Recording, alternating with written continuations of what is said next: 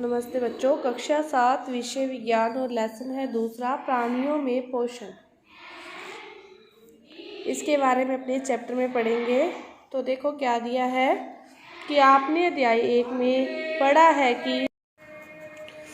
है कि जो पादप है वो अपना भोजन स्वयं बनाते हैं और वो उस विधि को क्या कहते हैं, प्रकाश संश्लेषण कहते हैं। परंतु प्राणी ऐसा नहीं कर सकते। प्राणी अपना भोजन बनाने के लिए डायरेक्ट या इनडायरेक्ट रूप से किन पर निर्भर रहते हैं, पौधों पर निर्भर रहते हैं। कुछ प्राणी सीधे ही पौधों का भक्षण करते हैं, कुछ तो सीधे ही पौधों को खा लेते हैं, लेकिन कुछ उनसे जैसे अपने मानव हैं उनसे सब्जियां लेते हैं, फिर उनको पकाते हैं और फिर उनको भोजन के रूप में ग्रहण करते हैं। कुछ जंतु पौधे जंतु दोनों को खाते हैं। कुछ जंतु होते हैं वो पौधों को भी खाते हैं और जंतुओं को भी खाते हैं। याद रखिए कि मानव सहित सभी जीवों को वृद्धि करने और शरीर को स्वस्थ एवं गतिशील बनाए रखने के लिए खाद्य पदार्थों की आवश्यकता होती है। खाद्य पदार्थों की आवश्यकता होती है। प्राणियों के पोषण में पोषक तत्वों की आवश्यकता, आहार के अंतःग्रहण की विधि, शरीर में इसके उपयोग करने की विधि सम्मिलित है। प्राणियों के पोषण में पोषक तत्वों की कौन कौन से पोषक तत्वों की आवश्यकता है, वो आहार के अंतःग्रहण की विधि और शरीर में इसका उपयोग करने की जो विधि है, ये सारी इसके अंतर्गत सम्मिलित है। कक्षा 6 में आपने पढ़ चुके हैं कि भोजन के अनेक घटक होते हैं। कौन कौन से होते हैं? कार्बोहाइड्रेट, वसा, प्रोटीन, विटामिन, ये सारे भोजन के घटक हैं। कार्बोहाइड्रेट जैसे कुछ संघटक जटिल पदार्थ हैं। जटिल पदार्थों का उपयोग सीधे इसी रूप में नहीं करते। अनेक जो जंतु हैं वो कार्बोहाइड्रेट, प्रोटीन, वसा, ये सारे जटिल पदार्थ हैं, इनका उपयोग वो सीधे ही नहीं करते। इनको छोटे छोटे टुकड़ों में तोड़कर फिर इनका उपयोग वो करते हैं। सीधा ही इनका उपयोग नहीं किया जाता क्योंकि इनका पाचन नहीं हो सकता, तो छोटे छोटे टुकड़ों में इनको तोड़ते हैं तो फिर इनको पाचित किया जा सकता है। जटिल पदार्थों को सरल पदार्थों में परिवर्तित होना या टूटना विखंडन कहलाता है और उसी प्रक्रम को पाचन कहते हैं। सीधा इनका पाचन नहीं संभव, छोटे छोटे टुकड़ों में तोड़ने के बाद ही इनका पाचन संभव है। इसके बाद देखते हैं खाद्य अंतःग्रहण की विभिन्न विधियां। किनकी कौन कौन सी विधियां हैं? भोजन के अंतःग्रहण की विधि विभिन्न जीवों में भिन्न भिन्न होती है। मधुमक्खी एवं मरबर पक्षी पौधों का मकरंद चूसते हैं। मानव एवं कुछ अन्य जंतुओं में शिशु मां का दूध पीते हैं। अजगर जैसे सर्प वंश के प्राणी अपने शिकार को समूचा ही निगल जाते हैं। जैसे जो मधुमक्खियां हैं, पक्षी हैं, ये तो पौधों का मकरंद ही चूसते हैं।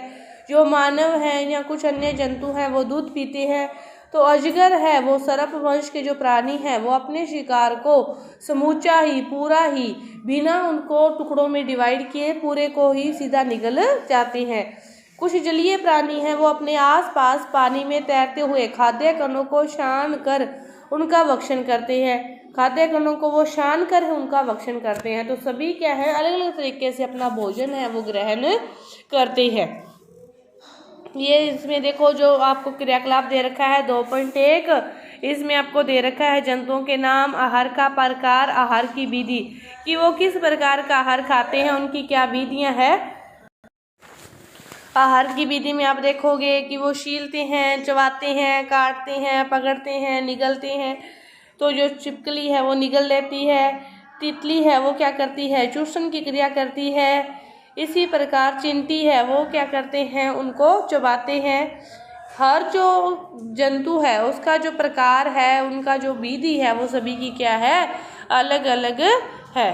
इसके बाद देखो अद्भुत सत्य दे रखा है आपको कि स्टारफिश, जो तारा मछली है, स्टारफिश जिसे कहते हैं, वो कैल्शियम कार्बोनेट के कठोर कवच वाले जंतुओं का आहार करती है। कठोर कवच वाले जो जंतु उनका आहार करती है। कवच खोलने के बाद यह अपने मुख से अपने अमाशय को बाहर निकालती है और जंतु के कोमल भागों को खाती है और अमाशय वापस शरीर में चला जाता है और आहार बाद में धीरे धीरे पचता जाता है। स्टारफिश क्या करती है, किसी भी जंतु जिसको आहार के रूप में ग्रहण करना होता है वो अपने कवच को खोलती है, अपने सारे अमाशय को बाहर निकालती है और उसके कोमल भागों को अंदर ग्रहण कर लेती है और फिर धीरे धीरे उसका बाद में पाचन होता रहता है। ये स्टारफिश के भोजन ग्रहण करने का तरीका है। इसके बाद देखो मानव में पाचन कैसे होता है। तो हम अपने मुख के द्वारा भोजन को ग्रहण करते हैं और इसे पचाते हैं, फिर इसका उपयोग करते हैं और आहार में बिना पचा जो भाग है उसका निष्कासित कर देते हैं, उसको बाहर निकाल देते हैं। तो भोजन एक स्तत नली से गुजरता है। इस पूरी प्रक्रिया के दौरान भोजन एक स्तत नली से सीधी नली से गुजरता है और इस नली को विभिन्न भागों में बांटा गया है। पहला भाग है मुख गुहिका, दूसरा है ग्रास नली या ग्रसिका, तीसरा भाग है अमाशय, फिर छोटी आंत और फिर बड़ी आंत, उसको 5 भागों में, और छठा भाग फिर है गुदा। इस जो आहार नली है जिस पूरी स्तत जिससे भोजन स्टार्टिंग से लेकर एंड पॉइंट तक जाता है, इसको 6 भागों में बांटा गया है। मुख गुहिका, ग्रास नली, अमाशय, छोटी आंत, बड़ी आंत और गुदा। तो यह एक बहुत लंबा मार्ग नहीं है।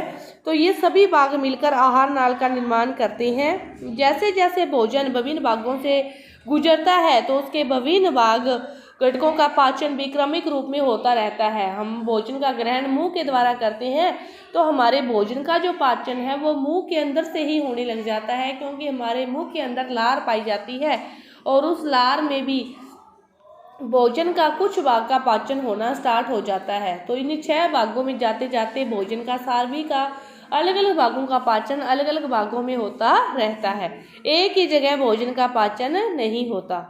तो अमाशय की आंतरिक भित्ति, छोटी आंत तथा आहार नाल से संबंध विभिन्न ग्रंथियों जैसे कि लाला ग्रंथि, यकृत, अग्नाशय, पाचक रस स्रावित करती है। पाचक रस जटिल पदार्थों को उनके सरल रूप में बदल देते हैं। आहार नाल एवं संबंध ग्रंथियां मिलकर पाचन तंत्र का निर्माण करते हैं।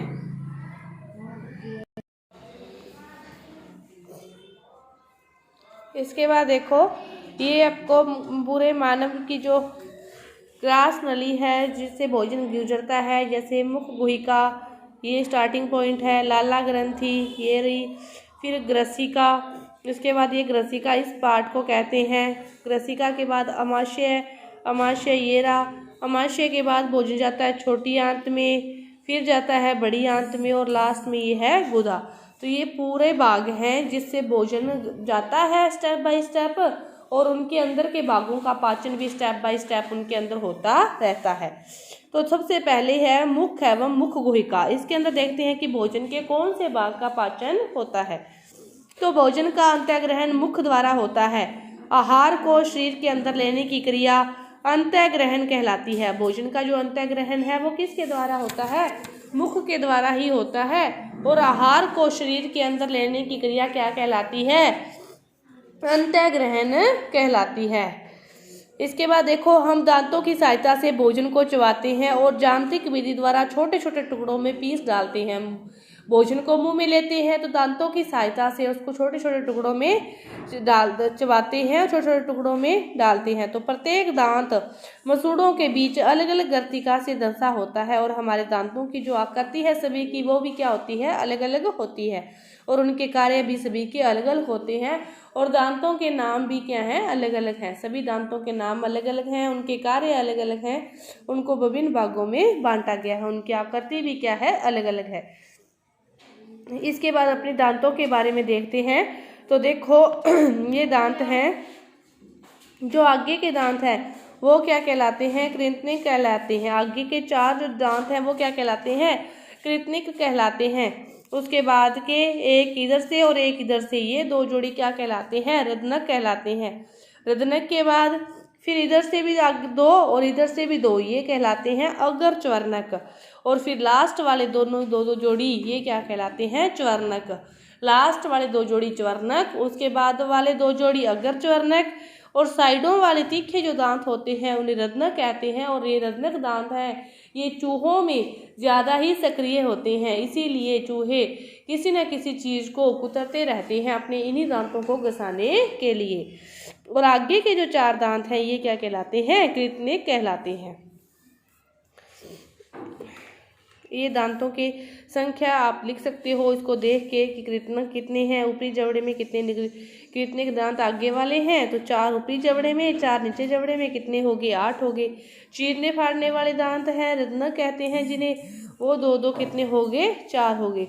चबाने और वो पीसने वाली जो दांत है जिसे अग्र च्वर्णक व च्वर्णक कहते हैं, तो ये कितने कितने 4 4 8 8 हो गए, ये हो गए 16।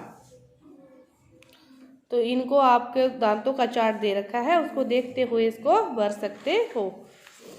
इसके बाद है दूध के दांत तथा स्थायी दांत। तो क्या आपको याद है कि कुछ वर्ष पहले आपके दांत गिरने लगे थे, तो हमारे दांतों का जो प्रथम सेट है वो शैशव काल में निकलता है और 8 वर्ष की आयु तक ये सभी दांत क्या हो जाते हैं, गिर जाते हैं, और इन्हें क्या कहते हैं, दूध के दांत कहते हैं। और इन्हीं दांतों के स्थान पर फिर दूसरे दांत निकलते हैं, उन्हें स्थायी दांत कहते हैं। पहले जो दांत आते हैं वो दूध के दांत कहलाते हैं क्योंकि वो कुछ टाइम के बाद गिर जाते हैं।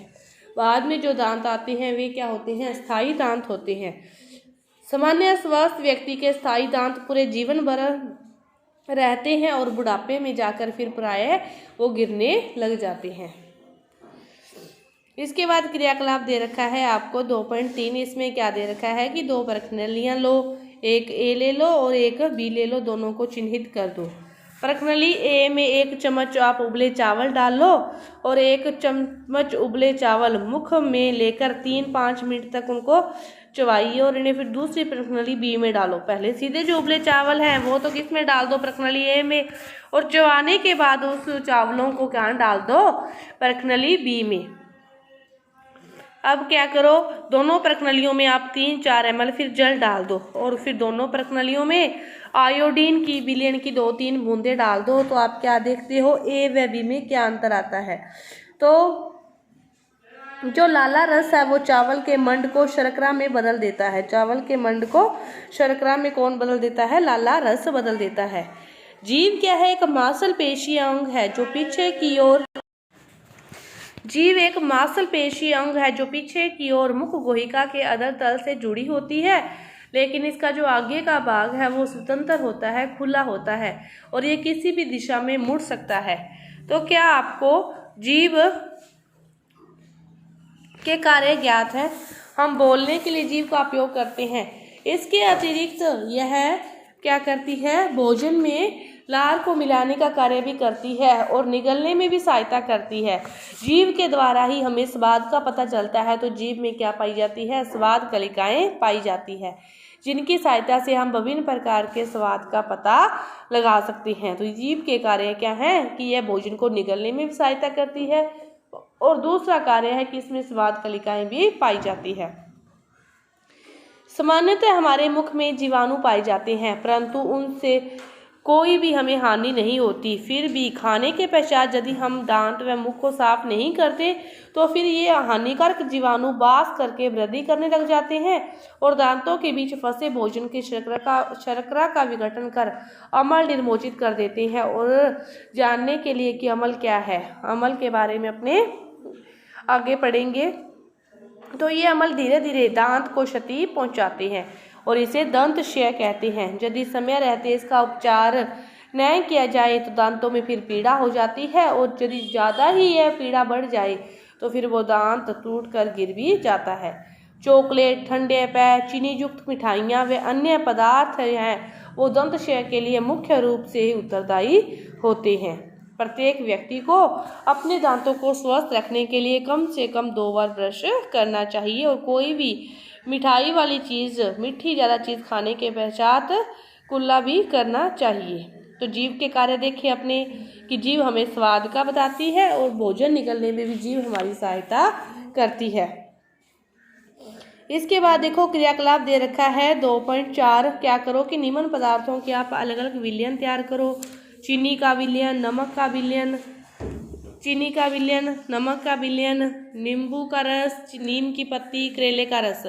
फिर क्या करो, अपने किसी भी मित्र की आंखों पर पट्टी बांधकर और उससे अपनी जीभ बाहर निकाल कर आप सभी का विलयन थोड़ा थोड़ा रख के उसको बताने के लिए कहो कि ये कौन सा है। तो वो सभी का अलग अलग क्षेत्र में आपको बताएगा कि ये मीठा है तो ये चीनी का हो सकता है, ये खट्टा है तो ये नींबू का हो सकता है, कड़वा है तो ये नीम की पत्ती या करेले का रस हो सकता है और खारा है तो ये नमक का विलयन हो सकता है। तो अपनी जो जीभ है वो क्या बताती है, सभी का जो स्वाद है अलग अलग रूप में बताती है कि ये मीठा है, ये खट्टा है, ये कड़वा है। इसके बाद भोजन पहले तो अपने मुख में गया, मुख में अपने दांतों का कार्य देखा, जीभ का कार्य देखा, दांतों के प्रकार देखे और फिर उसमें भोजन का जो जीभ में ग्रंथि, लाला ग्रंथि के द्वारा भोजन का कुछ अपघटन हो गया। उसके बाद भोजन जाता है भोजन नली में, ग्रसिका में। तो निकला हुआ जो ग्रास है वो नली या ग्रसिका में आता है और ग्रसिका की भित्ति के संकुचन से भोजन नीचे की ओर सरकता जाता है। वास्तव में संपूर्ण आहार नाल संकुचित होती रहती है, जिससे भोजन नीचे की ओर गति करता रहता है। जैसे ही वो संकुचित करता है तो भोजन को नीचे की ओर दबाव पड़ता है। कभी कभी हमारा आमाशय खाए हुए भोजन को स्वीकार नहीं करता, फलस्वरूप वमन द्वारा उसे बाहर निकाल दिया जाता है। ऐसी घटना क्यों होती है? क्योंकि वो भोजन अपने को ज़्यादा हैवी हो जाता है या फिर अपना जो आमाशय है उसके अंदर ऑलरेडी पहले ही भोजन की मात्रा होती है, तो उस कारण वो उसको स्वीकार नहीं करता। तो जब भोजन के बाद वमन की क्रिया होती है तो इसके कारण वह विषय के बारे में अपने कहते हैं कि कई बार ज़्यादा खा लिया है तो इसलिए, या फिर कई बार अपने भोजन में जो अपने को चाहिए अपने वो नहीं, कोई और अन्य चीज़ जो अपने को खराब करती है वो खा ली जाती है। ज़्यादा तेलीय चीज़ें खाने से भी अपने को कई बार भोजन जो है वो पचता नहीं है। तो अपने शरीर के अकॉर्डिंग ही अपने को जो भोजन का पाचन होता है। तो ये आपका जो एक पार्ट है ये पूरा हुआ। अगला पार्ट अपने अगली वीडियो में करेंगे। धन्यवाद।